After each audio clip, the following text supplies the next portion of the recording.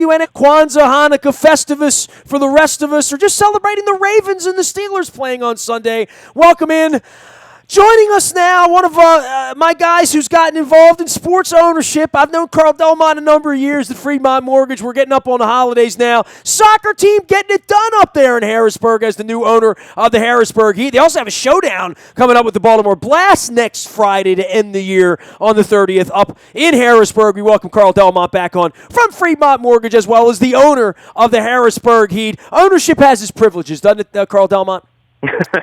I guess it has privileges. It has a lot of work, I can tell you that. You know, Ted Leonsis was in town last week talking about indoor football, and I said to him, if I could ever bring minor league hockey here, and every time I bring you on, I say that I would always wanted to have a hockey team because I love hockey. You've loved soccer, you've played soccer, you've coached soccer, your daughters play soccer, you've been involved in the soccer ownership side of things here, and involved in the community. And your Fremont Mortgage does a lot of work up in the South Central Pennsylvania as well. It's been fun. They've been pretty good on the field. Certainly a major upgrade in the wind department, right?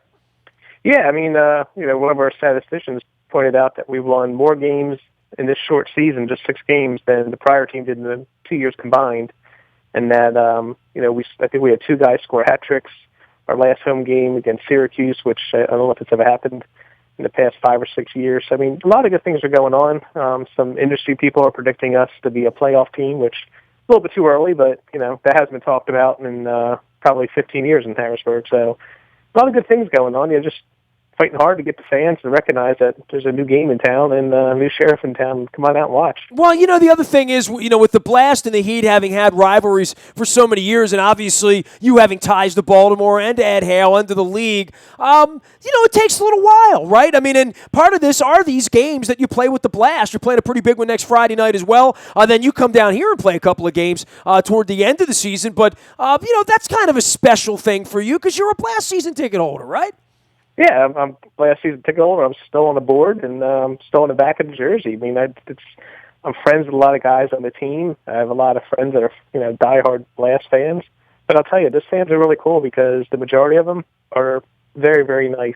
Even though they know that I'm on this side of the field, I still root for the Blast when they're not playing us. And deep down, it's kind of hard not to root for when they are playing us because I've known those guys for so long. But this is where I've made my investment, so I gotta root for these, my team, for the Heat, and hopefully, if the playoffs started today, we'd be playing the Blast in the playoffs. So that one will be tough because that one it's going to be bittersweet to see what happens. But it's been a great turnaround, and Dennis is doing a great job coaching. The players are finally starting to gel together, and even though it was an established team, Heat and playoffs haven't been in the same sentence in probably 15, 16 years. Wow.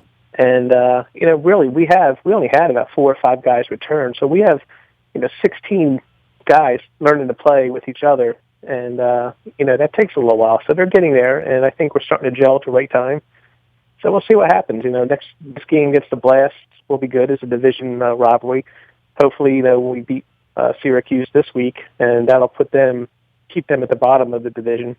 Well, and for not being a playoff team, that's when you start to build from nothing, right? I mean, we're seeing the Oakland Raiders, who haven't made the playoffs in a long time, Tampa Bay Buccaneers in the NFL, that, I've seen those stadiums empty, and with winning, comes the fans, right? And when you don't win for a long period of time, that's sort of, and the Blast have had such an incredible tradition of playing in the playoffs, right? I mean, it's just sort of the opposite of all that. Let me ask you this, Carl. They played Dallas the other night. Explain to me a little bit about the scheduling in the league as you understand it, because I'm just trying to understand it a little bit more. Yeah, I mean, I wish I could answer better, but obviously you play your division as much as possible, and then it looks like our division, the East, plays the Midwest, the Central Division, several times. So we play St. Louis, Chicago, Kansas City, Milwaukee, Chicago twice, Cedar Rapids twice. Yep. Yeah, we lost the heartbreaker to Cedar Rapids. We were dominating, and just I don't know what happened the second half. We missed so many open shots, and they ended up tying the game, and we ended up losing the first 15 seconds overtime on just a miscue. But it's weird. You look back at all the games, and our record doesn't speak for how good of a team we are, but to your point, the winning, you never think about this unless you're part of the team in the front office. But as a fan or even maybe a columnist, a journalist, you look at it that, yeah, if they win, people will come. But when you're part of the front office, part of the team, you're still like, you know what?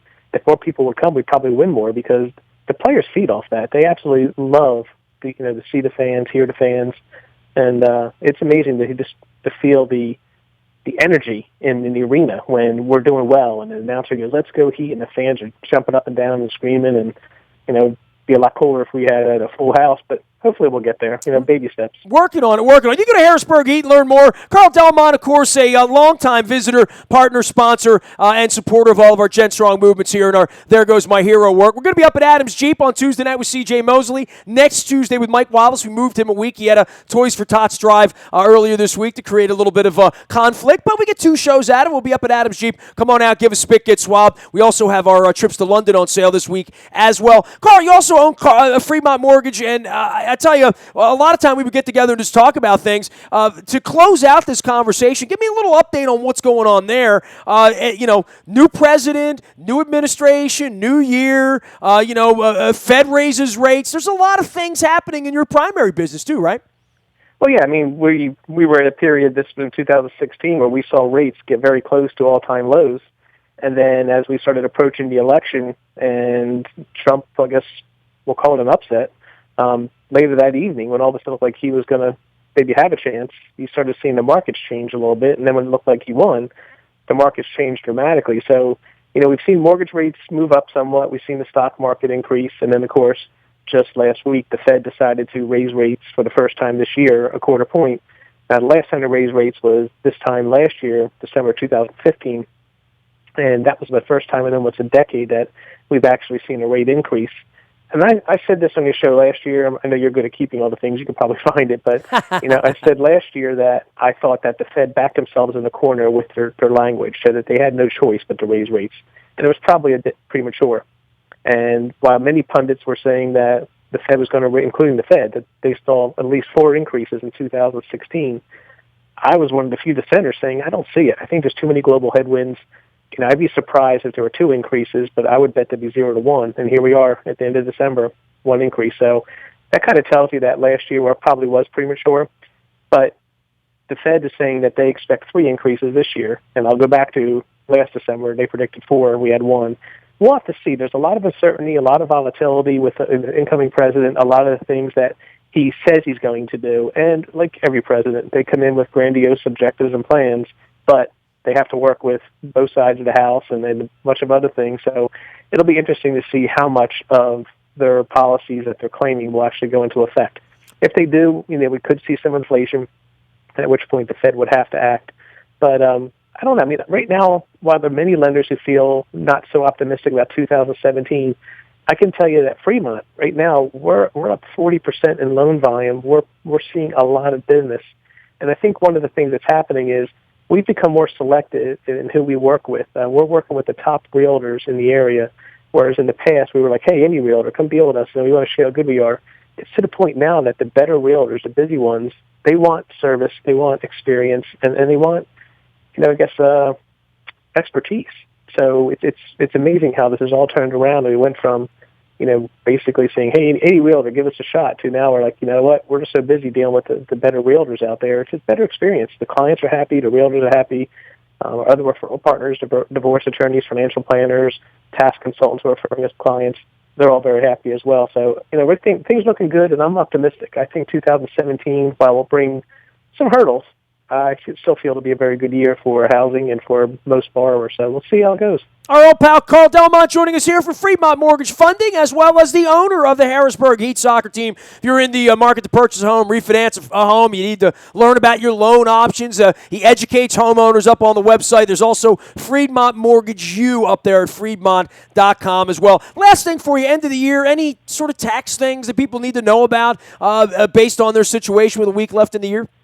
Yeah, I mean, definitely check with the HR department and your tax advisor, but, a few things you can do if you're receiving a bonus. If you think that you're going to, they'll put you in a different tax bracket or you haven't withheld enough money, see if you can defer it into next year. A couple other things you can do is prepay your mortgage, because interest, if you pay it this year, will be deductible. Also, your property taxes. If you're escrowing, it may be tougher to do, but you can prepay your taxes that way.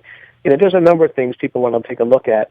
And, it's important to understand that sometimes if you get like a year-end bonus, say it's a couple $1,000s, if you don't plan accordingly, that $2,500, you may only net about $400 because you're going to pay taxes on it because that big chunk gets added to your income. You weren't enough of them taken out. So sit down with your HR department, your tax advisor, and figure out. The other thing you could do is maybe take half that money and put it into your 401k.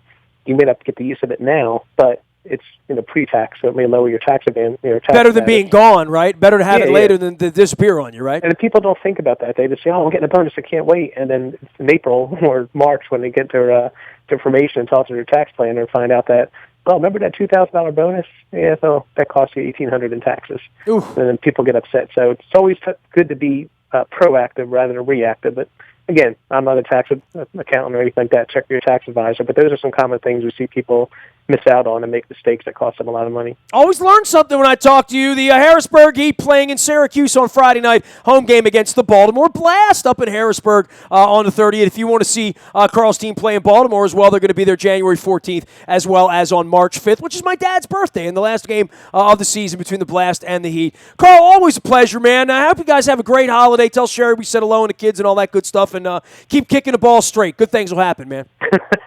Thank you. I appreciate it. Happy holidays to you and Jim as well. You got to say the ML. You got to say the ML. Oh yeah. You got to do all that. Number 1067, equal housing lender. Thank you. Kitty is having a great holiday. She's got a new tree. We'll see you later. There goes Carl Delmont at Fremont Mortgage. You can find him at Fremont.com as well as at HarrisburgHeat.com. You can find me nasty at WNST.net 24 hours a day from anywhere in the world on your mobile device. Just download the TuneIn Radio app. We do come in crystal clear from wherever you are. Nasty at WNST.net reaches me. Facebook, Twitter, LinkedIn, Snapchat, Instagram, and streaming live on our Facebook Live as well as our YouTube WNSTV channel. And our London trips are on sale now for next fall. You can email me on that or learn more under the trips tab at WNST.net. We are WNST.net AM 1570 and WNST Towson, Baltimore, and we never stop talking Baltimore sports.